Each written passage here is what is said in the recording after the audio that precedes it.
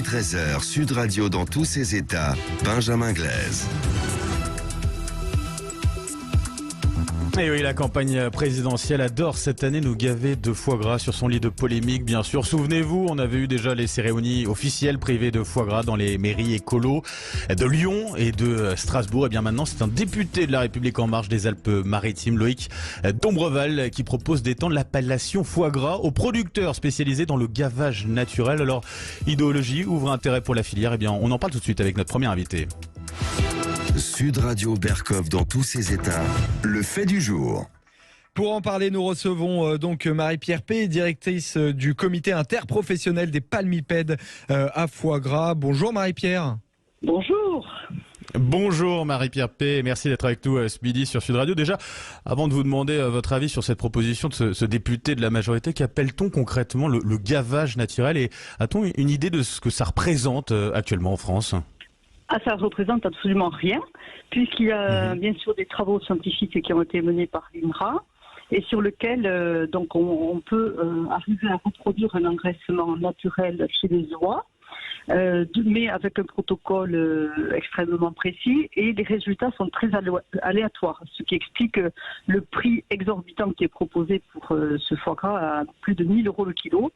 Donc pour nous, c'est une voie de recherche qui est explorée par les chercheurs, mais qui n'est absolument pas du tout aboutie et qui ne peut pas permettre, aujourd'hui, on ne sait pas faire un foie gras sans cette petite phase d'engraissement en fin d'élevage qui sécurise un engraissement qui permet d'avoir une excellence au niveau du produit.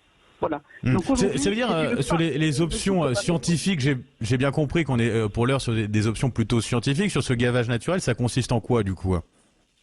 Alors, il s'agit de reproduire la phase de migration, c'est-à-dire on diminue la durée des jours, on prédispose les animaux dans des situations où les températures diminuent et leur consommation s'emballe et ainsi leur foie peut commencer à s'engraisser. On a déjà vu ça, nos grands-mères ont déjà vu ça, de découvrir par chance un foie gras ça et là quand elles ouvrent leurs oies. Donc c'est très aléatoire, ça n'est absolument pas cadré d'un point de vue technique de production. Aujourd'hui, on ne sait pas faire un bon foie gras sans cette phase d'engraissement. Donc c'est illusoire de vouloir changer la réglementation, ça serait une tromperie du consommateur. Vous parlez de réglementation parce que pour l'instant, la réglementation fait que on ne peut mettre la mention foie gras que sur du gavage entre guillemets traditionnel, c'est-à-dire pas sur du gavage, c'est ça. Aujourd'hui, la réglementation européenne est claire. On ne peut appeler foie gras qu'un produit issu d'un animal qui a été spécialement engraissé de façon à produire un poids minimum de 300 grammes pour le canard et 400 grammes pour l'oie. Ça, c'est la réglementation européenne. Et également, la France a reconnu que le foie gras était un produit du patrimoine culturel et gastronomique protégé en France et qui ne pouvait s'obtenir qu'à partir de cette phase d'engraissement. Donc, c'est important d'apporter aux consommateurs un produit qui garde son authenticité. Ceux qui ne veulent pas manger de foie gras, qui n'en mangent pas, ça ne pose pas de problème, mais que ceux qui veulent en manger, qui sont les plus nombreux, on est à 90% des Français qui consomment du foie gras, puissent continuer à manger le produit, à déguster le produit qui ressemble et qui est l'authenticité d'un produit traditionnel. Ça, c'est extrêmement important. Parce que concrètement, pour les producteurs, ça voudrait dire le gavage naturel, c'est-à-dire qu'on met plus de temps à produire du foie gras, qu'on en produit aussi également à des quantités plus faibles, j'imagine, c'est ça ? Oui, aujourd'hui c'est complètement aléatoire. L'engraissement de cette façon-là, elle est totalement aléatoire. Donc on n'a pas de système de production sécurisé qui permette d'avoir une filière et qui ferait vivre les 30 000 familles que représente notre profession. Non, ça n'est absolument. On est au niveau de quelque chose de prémices qui existe et qui ont été mis au jour par les travaux de l'INRA. Mais aujourd'hui, il n'est pas possible de produire et d'offrir un produit de la sorte qui soit régulier, constant en qualité et qui réponde à ce qu'attend le consommateur. J'entends votre opposition donc à cette proposition de loi pour l'heure en tout cas Marie-Pierre P. Loïc Dombreval qui est ce député là propose d'aller même plus loin avec éventuellement la mention carrément avec ou sans gavage sur chaque foie gras. Ça serait vraiment un séisme pour la filière aussi.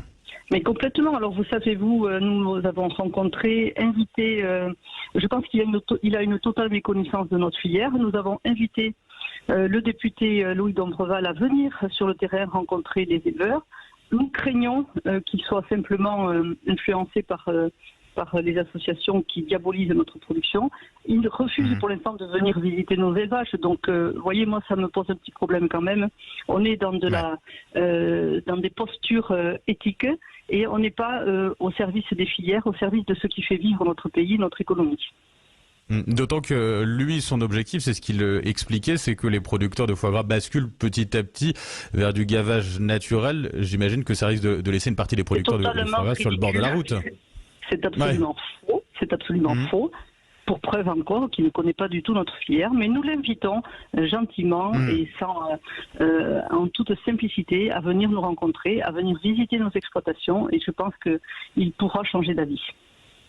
Autre sujet, je voulais l'évoquer aussi avec vous, Marie-Pierre P, est-ce que ça vous concerne directement? Bien sûr, c'est le retour de la grippe aviaire. 6 nouveaux élevages touchés dans les Landes, on l'a appris tout récemment. C'est quoi votre niveau d'inquiétude à ce sujet-là aujourd'hui? Alors, il y a eu un foyer dans le Gers qui est circonscrit pour l'instant. Donc, il y a eu 3-4 élevages. Pour l'instant, ça ne se propage pas. C'est ça qui est important. On ne va pas empêcher l'introduction du virus. Personne ne peut l'empêcher. Ce que l'on doit, et les nouvelles règles de production doivent nous permettre d'être robustes, c'est la propagation. Aujourd'hui, le foyer du Gers, il est circonscrit. Le foyer qui est dans les Pyrénées-Atlantiques, il est circonscrit. Le foyer qui est dans les Landes, grâce à tout le travail des services vétérinaires pendant ces fêtes de Noël, il est circonscrit à cette heure.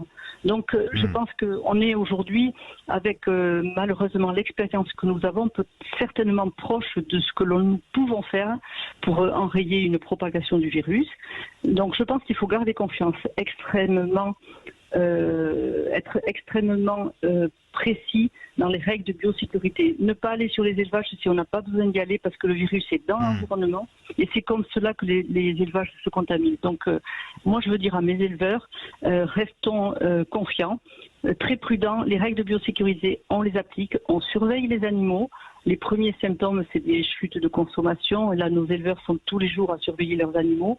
Très précocement, ils ont alerté leurs vétérinaires quand ils étaient inquiets. Et c'est cela qui a permis d'enrayer au plus tôt la propagation de l'épizootie. Donc pour l'instant, nous sommes confiants. Les services vétérinaires, on leur doit une fière chandelle, et les vétérinaires bien sûr, parce qu'ils ont été là ce week-end de Noël pour être sur tous les fronts et éviter que ça se propage. Marie-Pierre P, pour finir sur une note plus positive en cette période de fête où l'on consomme du foie gras pour de nombreux Français, vous l'avez rappelé. En termes de consommation justement sur cette année, sur ce week-end de Noël, on a déjà des retours. Les Français étaient au rendez-vous finalement? Ils l'annonçaient, ils annonçaient qu'ils allaient être même plus nombreux que l'année dernière à consommer du foie gras. Bien sûr, il est un petit peu trop tôt parce que nous sommes à peine au 28 décembre. Il y a encore les réveillons de la Saint-Sylvestre à passer. Il y a toutes les chances qu'effectivement, toutes les familles aient voulu fêter Noël le mieux possible avec des bons produits. Et je pense qu'effectivement, les ventes sont là et que l'on reste encore avec des fêtes qui restent traditionnelles dans le cœur des Français. Merci beaucoup Marie-Pierre P d'avoir été avec nous ce midi sur Sud Radio. Je rappelle pour nos auditeurs de Sud Radio que vous êtes directrice du comité interprofessionnel des palmipèdes à foie gras, le CIFOG. Merci à vous et bonne fête bien entendu. Merci. Au revoir. Merci beaucoup Marie-Pierre P. Restez avec nous sur Sud Radio. Nous allons parler de cette campagne présidentielle, on va le dire particulière, et qui s'annonce compte tenu des mesures sanitaires Covid. Et on va être avec notre invité Ghislaine Pierrat, spin doctor et docteur en communication politique. Restez avec nous sur Sud Radio. Sud Radio dans tous ses états, midi 13h. Benjamin Glay.